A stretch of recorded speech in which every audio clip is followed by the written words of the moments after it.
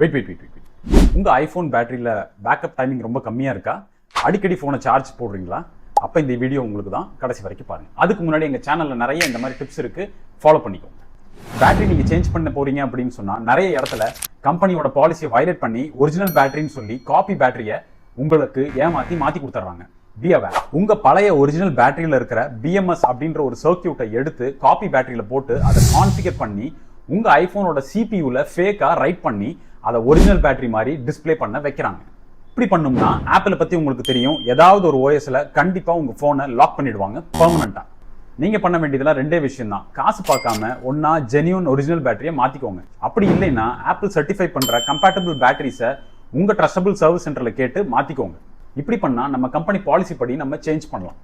நம்ம சர்வீஸ் சென்டரில் இது ரெண்டு ஆப்ஷனுமே இருக்குது. டிரான்ஸ்பரண்டாக கஸ்டமருக்கு காமிச்சு நம்ம மாற்றி கொடுக்கலாம்.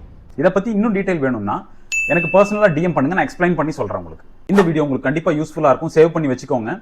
உங்களுக்கு தெரிஞ்ச ஐஃபோன் யூசர்ஸ்க்கு ஃபார்வர்ட் பண்ணுங்க, அவங்களுக்கும் யூஸ் ஆகும். எங்கள் சேனலை மறக்காமல் ஃபாலோ பண்ணுங்க. பாய்.